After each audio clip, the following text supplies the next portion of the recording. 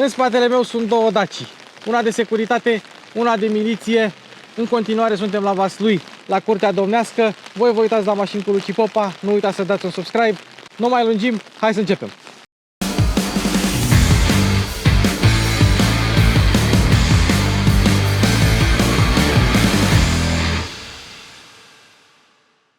A, vrei să-ți iei mașină? O duci la mecanic, foarte bine. O duci la reprezentanță, și mai bine. O duci la prietenul tău care se pricepe la mașini, și mai bine. Dar ce se întâmplă dacă mașina e departe, în Germania sau în altă țară? Sau o iei de la licitații? Simplu, încearcă un raport car vertical. Acolo poți afla dacă mașina are kilometri dați înapoi, dacă a avut daune mici sau mari, dacă a fost taxi, dacă a fost inundată sau de America. Din păcate, chiar și cu noul raport car vertical nu poți vedea dacă s-a ascultat manele sau nu în mașină. Dar dacă vrei, ai reducere 20% în descriere sau folosește cod Luci Popa. V-am pupat! Bun, deci acestea sunt mașinile și am primit invitația celor doi frați, Vlad și Codruț, să vină aici. Îmi pare rău doar că plouă afară și e vremea urâtă, dar am primit invitația să venim să filmăm aceste două superbități. Mulțumesc de invitația asta în primul rând. Cu multă plăcere. Și am zis că dacă tot e vremea urâtă și nici lumina nu ține cu noi, am zis să ne povestiți voi mai bine istoria acestor două mașini. De ce aveți o Dacie de miliție și una de securitate? Și care e povestea lor? Mașinile au fost restaurate începând cu anul 2018, achiziționate din pasiunea pentru autoturisme românești. Prima Dacie despre care o să vorbim este un 1301 fabricat în 1981, o mașină foarte rară, care a fost fabricată doar pentru securitate. Au fost produse într-un număr limitat, iar mașina respectivă are câteva particularități. Spre exemplu, luneta încălzită de producție franțuzească, când majoritatea Daciilor 1300 încă nu aveau această dotare disponibilă. Apoi vorbim despre jantele specifice, cu design Fergat, dar de fabricație românească. Okay. Au fost inspirate după jantele franțuzești, cu diferența că jantele Fergat aveau căpăcel central. Aici, jantele au fost turnate dintr-o singură bucată. Am înțeles. Așa e, că aveau căpăcel, mi-aduc aminte, da. Acest model a fost particular fabricat pentru Dacia 1301 în România. Nu mai sunt întâlnite pe alte modele. Ok. O altă particularitate, antena radio pe aripa din dreapta față. Mașinile erau dotate și cu o consolă centrală cu radio predeal integrat. Da. Bine, la această mașină consola este încă în proces de restaurare. Altă particularitate ar fi sirena montată la motor, doar că asta a fost echipată ulterior. Aftermarket, nu a fost din fabrică. Deci nu e de fabrică, da. Dar mașina e originală de securitate. Mașina este originală de securitate, da? Și ce s-a întâmplat cu sirena originală? Sirena originală probabil a fost pierdută sau s-a defectat, avea obiceiul să se defecteze destul de ușor. Ok. O altă particularitate ar fi volanul. Volanul cu emblema Renault, specifică pentru acest model. Deci era de Renault 12 volanul. Da, exact, de Renault 12, cu pernița moale. Majoritatea aveau capacul clasic cu emblema OAP. Okay. Scaunele foarte importante cu design scoică. Așa este, dar întâlnite doar pe acest model. Sunt curios de ce aveau scaune scoică pe Dacia 1301. Adică de ce nu puteau să pună scaunele normale? Deci, sincer să fiu, probabil pentru a le diferenția de modelele standard și e și un element de siguranță la urma urmei. Ai totuși o tetieră integrată care te poate proteja în caz de impact. Așa e, că primele Dacia, primele n-aveau tetiere deloc, parcă. Exact, da, nu aveau tetiere deloc. Și vopseaua neagră? Vopseaua neagră mașina a fost complet revopsită pe cod de culoare de Audi. Pentru că vopseaua originală e un pic greu de reprodus de pe modelul acesta. Dar e adevărat că Daciile negre erau doar pentru securitate? Exact. Okay. În mod normal, da, doar pentru securitate. Bine, după 1990 au fost vândute și populației mașinile care au mai rămas, bineînțeles. Dar astea sunt... Asta e 81, e clar de securitate. Da, este. Plus mocheta e catifea, roșie, care ar trebui și ea atras atenția și asupra ei. Da. Pentru că în mod normal mocheta la Dacia 1300 este o pâslă neagră. Destul de obișnuită. Asta era roșie. Adică oamenii din ziua de azi plătesc mulți bani pentru o mașină de lux neagră cu interior roșu. Da, absolut. Deci astea au fost particularitățile principale modelului. Acum rămase în țară poate maxim 10 mașini, dacă ar mai fi. Dar ce au pățit? De ce sunt așa de puține? Au fost foarte puține de la început, au fost fabricate în serie foarte limitată, modelul 1301 și, bineînțeles, multe din ele au fost casate după 1990. Da. Nu foarte multe au rămas. Mașina a aparținut unui ofițer de securitate și putea fi văzută în coloana oficială în momentul în care venea Nicolae Ceaușescu în vizită la Vaslui. Sunt fotografii la muzeu, Da? care atestă lucrul ăsta, dar din păcate... Dar voi aveți aici un muzeu, nu? Da, avem și un muzeu, inclusiv o expoziție dedicată perioadei comuniste. Da? Ce drăguț. Deci dacă vrea cineva să-l vadă, portbagajul are ceva special? Portbagajul, da, dar e un pic haos aici, dar Problemă. lampa nu era specifică în anul respectiv. Lampa de iluminare, bine, acum mașina nu are curent și nu o să se aprindă, dar Da. este tot la fel un element specific, Și 1301. roata de rezervă era una normală, de Dacia Roata de normală. rezervă era standard, Da. dar unele veneau echipate și cu a 5-a jantă specifică cu design Fergat. Da. La asta e posibil să o fi avut, dar mașina am luat-o cu janta obișnuită, e Dacia standard. Când ați luat mașina? Mașina a fost luată în 2020 și a trecut printr-un proces de restaurare de 1 an și jumătate. Și acum, bine, mai aveți... Mai sunt încă Da. de făcut destul de multe lucruri, dar în mare parte a mecanică și estetică parțial a fost rectificată. Și motorul era ceva diferit față de un 1300 Nu, normal? motoarele erau standard, 1289 cm3, 54 cai putere. Am înțeles, deci un motor normal de... Da, 810-99, motor românesc deja în 1981. Da, motor românesc. Nici rezervorul nu era mai mare, n-avea Nu. particularități. Nu. Vreau să arăt și bancheta spate, dacă putem, doar că eu am ambele mâini ocupate și e foarte greu. Bancheta spate la fel, venea în aceeași tapiserie ca și scaunele, dar într-adevăr interiorul are nevoie de retapizare. Da, dar asta e tapiseria originală? Da, asta Wow. este tapiseria originală. Originală. Centuri de siguranță și aveai și cotieră în spate. Da, inclusiv cotieră. Bine, asta era standard pe Dacia 1300, Da, era standard. într-adevăr. Mânerele de viraj, iarăși o altă particularitate. Da, ia uite-l. Capitonajul extins în zona plafonului. Da. Au fost câteva elemente, în principiu de confort. Specifice. Da, de confort. De Aveai- confort și estetice. Exista un preț pentru dacile de securitate, că erau mai scumpe versus dacile normale? Nu aș putea să dau detalii pe tematica asta, pentru că în mod normal mașinile nu erau vândute populației. Da. Dar dacă Dacia 1300 era vândută cu un preț de 70.000 de lei în perioada respectivă, putem estima undeva la 90.000, având în vedere prețurile orsiturilor și arourilor din perioada respectivă. Da.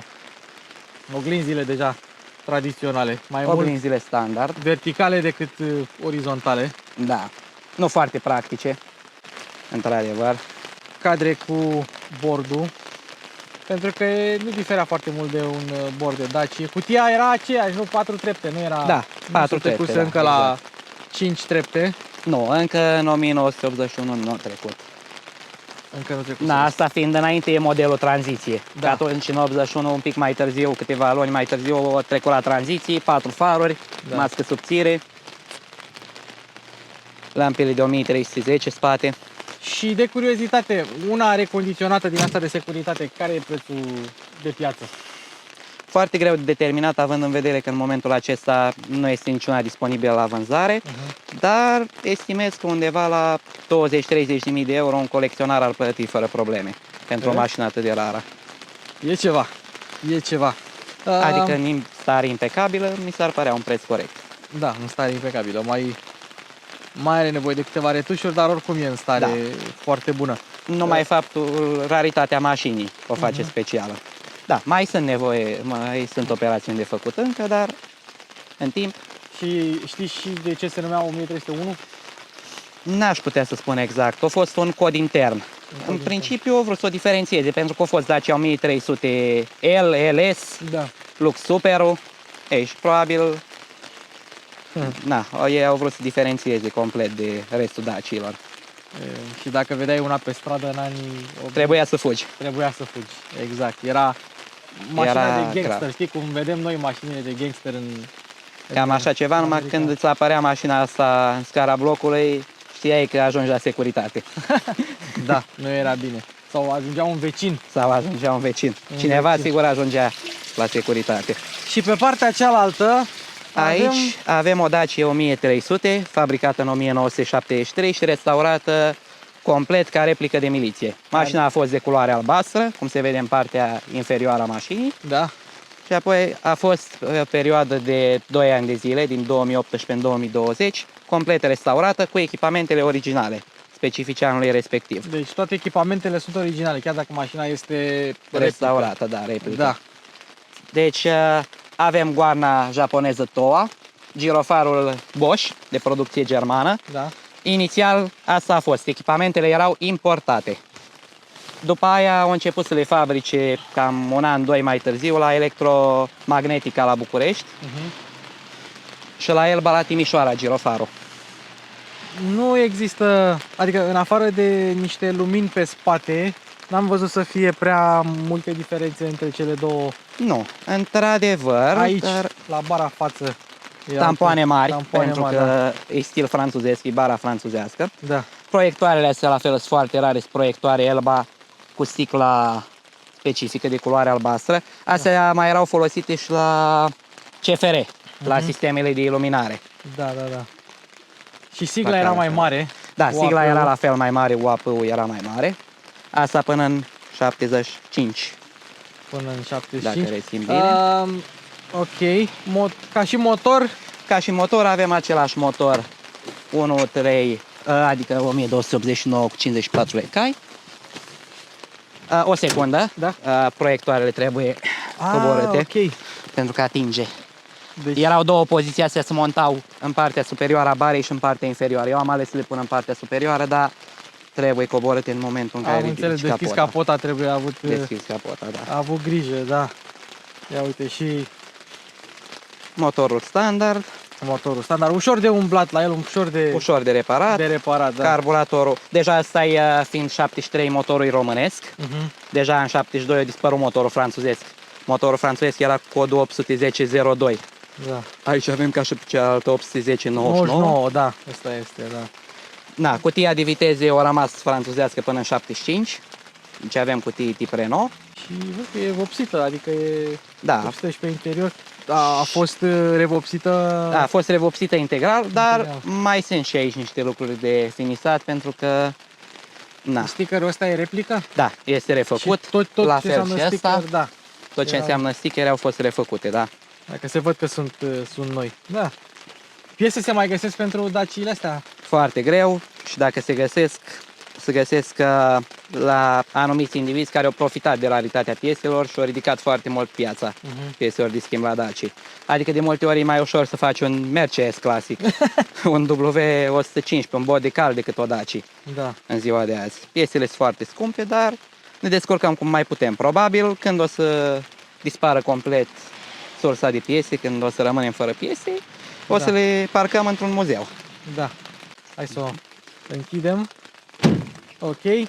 La interior observăm că avem interiorul albastru și Da. evident volanul mai vechi. Da, Ne arăți tu, te rog, ca să... interiorul a fost complet refăcut. A fost tapizat acum aproximativ 2 luni, Da. refăcut în piele naturală. Asta a fost o chestie de preferință. Mai am și un interior original cu vinilinul clasic negru, dar am vrut ceva un pic mai confortabil pentru drumuri lungi. Mai ieșim la parade, la distanță și Da, vinilinul și ai negru e foarte inconfortabil. Se încălzește, atrage soarele, așa e un pic mai ușor. E adevărat că asta e potrivește. piele de Maserati pe ea? Da, este piele de la Maserati, da. Uite ce culoare interesantă e. Celebru albastru ăla închis al lui Maserati, știi? Da, exact. Ca să potrivească cu tematica mașinii. Da, da, da, da, da. Și mai aveam o stație acolo. Da, microfonul, Hai să o arătăm pe partea cealaltă. Era microfonul pentru goarnă? da, microfonul pentru goarnă de la stația ADA 02. Foarte greu de făcut funcțional. Ok. Mai sunt foarte puține funcționale, imediat o scot să-l arăt. A fost refăcut integral cu electronică modernă. a fost dus și modificat pentru că nu mai funcționează. Nu știu dacă mai sunt microfoane care să mai fi funcționale cu componentele originale, dar am reușit să-l facem să funcționeze. A durat câteva luni până i-am dat de capăt, Ok. dar acum funcționează integral împreună cu sirena și goarna, cu stația. Ok. În rest, bordul e unul de Dacia normală. Da, nu am văzut avem un ceva, interior standard. Nu am văzut ceva diferit. Sau Nu, mult și dacă e diferit. să fim realiști, mașina asta arată mult mai bine și mult mai conformă decât multe Dacia miliții în perioada respectivă, pentru că le improvizau și ei cum puteau, le echipau în garajele miliției. Aha. Am văzut tot felul de improvizații, de invenții, goarna pusă direct prin girofar, găurit girofarul și montată, fixată direct de girofar. Da? Am văzut tot felul, nu erau conforme ca echipare. Adică făceau și ei ce puteau, lucrau cu ce aveau. Lucrau cu ce avea, da. Aici mai avem RTP-ul, radiotelefon portabil. Și nu avem dezaburire, vezi? Și nu avem dezaburire, exact. Da. Ok. Deci radiotelefon portabil. Uite cât e. E imens. Imens, da.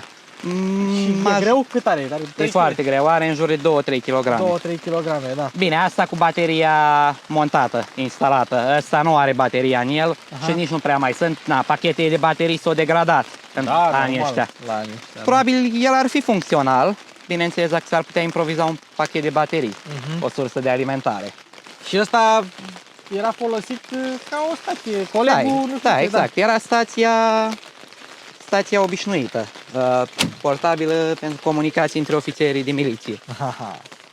Bine, mașina asta mai are un echipament care lipsește, momentan e demontat de pe ea. Mai era RTM-ul, radiotelefonul mobil, care ar fi venit cu un al doilea microfon în bord. Momentan e demontat pentru că e în proces de restaurare, ca să-l facem funcțional. Și vorbea cu cine? Cu centrala?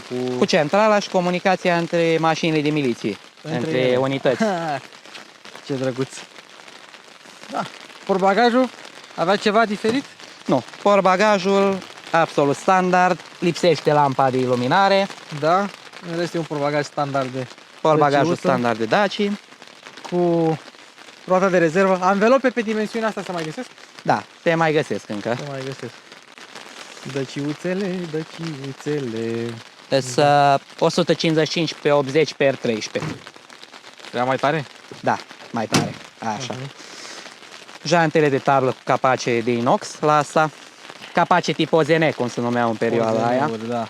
O mai fost tip testoasă. Dar tip dimensiunea rom. aceeași cu 88. Da, mașinile sunt, da, identice în dimensiuni. Da. Arată foarte bine. Și în afară de parade, evenimente, la ce le mai folosiți? Le mai utilizăm pentru plimbări de agrement, la sfârșit de săptămână, mai rar, pe cât posibil, pentru că, na, în lipsa pieselor, n-are rost să abuzăm mașinile prea mult. Da, da, da. Și dacă aia valorează țiplă 20-30 de mii, una de asta de miliție, fie ea și replică, Cam 10-15.000 de euro, 10-15 mii de euro. Fabulos. în bună condiție, adică fără probleme, poate și mai mult. Și există o comunitate de, nu știu cum să zic, dacioți, cum să zic. Da, comunitatea Dacia României este foarte mare și însumează mai mult de 100 de mașini restaurate, cu prezență constantă la evenimente. Da. Este evenimentul anual Dacia Classic. Da, uite. Acesta este un element pe care l-am montat ulterior. În mod normal, UAP-ul pe aripa dreapta față vine doar până la mașinile până 72. Până în 72, da, și asta e 73. Da, asta Da. a fost o chestie preferință. O antena nouă are și oglinda în dreapta, în ce an a apărut? Oglinda în dreapta au apărut mai târziu, undeva în 75-76, asta au fost montate ulterior. Da. Sunt oglinzi Cipa, franțuzești astea. La fel, le-am achiziționat imediat după ce am luat mașina. Acum nu se mai găsesc, le-am luat atunci la un preț destul decent, undeva la 100-150 de euro setul, noi nouțe. Acum nu se mai găsesc. Bineînțeles, reproducții, că n-au fost reproduse o perioadă, Da, acum nici reproducții nu se mai fac. Au fost reproduse fabrica originală. Farurile le-am montat ulterior, tot așa o chestie preferință, sunt faruri tip CB Biode, dotate cu far clasic și cu proiector integrat în ele, cu lumină galbenă, cu Da. două funcții. Ambele la fel? Nu, astea sunt faruri originale Elba românești. Da. Alea le-am pus chestii preferință. Le-am vrut foarte mult și am reușit să le găsesc. Sticlă, Da, sunt tot Sunt foarte rare, le-am luat la un preț mai mult decât bun, 1000 de lei acum 4 ani, 5 ani. A fost un preț mai mult decât decent la momentul la care l-am luat. Da. Acum, probabil, faruri de genul ăsta se duc mult peste 3000 de lei, fără probleme. Și când te gândești că Daciile se dădeau la casat pe gratis. Da, până acum 10-15 ani se dădeau la casat sau, cum mai spun românii, 10 milioane și o bere la Birtu în sat. Da, apoi... Și acum puteai să scoți banii din piese, cel puțin să dublezi, Da, numai absolut. pe valoarea pieselor. Ca și valoare sentimentală, sufletească, care crezi care e? Asta, miliția, pentru că a fost primul proiect. Cea de securitate e o mașină foarte rară, îmi place foarte mult, dar na, tot miliția rămâne piesa de rezistență pentru că a fost prima restaurare, zic eu, destul de reușită. Bine, mai sunt întotdeauna la Daci și numai stând în garaj și se mai degradează lucruri la ele. Așa e. Mașini vechi, adică asta deja are 51 de ani în momentul ăsta. Așa e. Care e Dacia de 73 2024? Da, 51 de ani. 51 de ani. Fabulos. Da, și uite că Încă mai funcționează, da. încă mai funcționează. În plan alte Daci ai? Mai am o Dacia 1100, Da. pe care la fel din 1970, care e în proces de restaurare. Nu mai plănuiesc să iau altele în perioada următoare, Da. pentru că prețurile au crescut foarte mult și e dificultatea în obținerea pieselor. Da. Să mă mai uit probabil la un Aro 243 pe care aș vrea să-l fac la fel de miliții, dacă aș avea ocazia. Da. Alea erau tot așa albastre închis, parcă la Da, culoare. erau albastru închis și cu metal în spate, n-aveau geamuri. N-aveau geamuri, erau metal în spate, da. Te culegeau de pe stradă, te băteau acolo, nu știa nimeni de tine. Da. Era și motorul ăla de Brașov care huruia, făcea o Huruia, grămadă da. de zgomot, nu te auzea nimeni când te băteau în spate. Și te luau și te linișteau imediat. Da. Nu te auzea nimeni când țipai, știi? Da, exact. Asta era... Am observat că e oglinzile diferite la... Da. Dar nu numai cele laterale, cât și cele interioare. Da. Da. Și cele interioare diferă pentru că aia are funcție anti-orbire. Da. Asta e clasică. Da. Iar astea fiind franțuzești, cipa franțuzești, alea sunt românești. Românești. Oglinzi clasice. Și chiar mă întrebam de ce aveai nevoie de oglinda anti-orbire la Dacia din 1980, pentru că toate celelalte mașini de pe stradă erau Daci și toate farurile erau chioare. Deci, Într-adevăr. Dar, na, mai existau și raritățile de mașini străine, eu știu, Ford, eventual BMW, prezențe rare pe străzile românești, dar, rare, da. Dar în cazul în care existau. venea una și te orbea de la spate, da, activai antiorbirea. activai antiorbirea la Daciuța. Foarte drăguțe mașinile. Vă urez succes cu recondiționatul și mă bucur că există persoane mai tinere, așa, să spunem, care au aceste pasiuni. Două mașini greu de găsit la un loc, Da, dacă este să... Adică e o raritate, e un episod de colecție, un episod de antologie. Mai ai să ne spui ceva? în principiu, în acest moment cam asta ar fi tot. Sperăm să ne revedem la următoarea restaurare. Cu siguranță. Eu mai vin și o să las un link în descriere pentru urmăritorii noștri cu pensiunea aici la Curtea Domnească, pentru că este un loc deosebit. Am văzut și cerbi. Da, chiar ce e cu cerbii? Povestește-mi. I-am adus în anul 2019, în jur de 8 bucăți, de la o crescătorie de la Gura Humorului. I-am crescut, au toate condițiile necesare. Acum sunt în jur de 12 bucăți și îi ținem pentru plăcerea clienților, să spunem. Am înțeles. Da. Mi s-a părut fabulos când am văzut că alergau. Da, într-adevăr.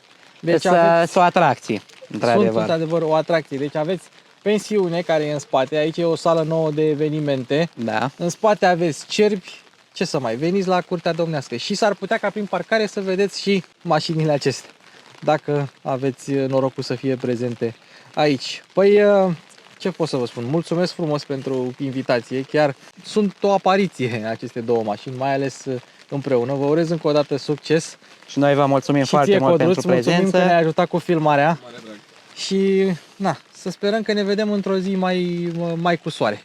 Sper că v-a plăcut episodul acesta. Este al treilea și ultimul episod pe care o să-l filmăm aici la Vaslui. Sper că mașinile prezentate au fost unele de interes și să ne auzim cu bine. Ca de obicei, vă rog să dați un subscribe, să creștem mari și frumoși, să ajungem la 100.000 de abonați și să pot să vă aduc mașini și mai ca lumea. Cu cât vă abonați mai mulți, cu atât contentul și calitatea sa vor crește. Vă pup, eu am fost Luci Bogdan la editare, Mașini cu Luci Popa se încheie.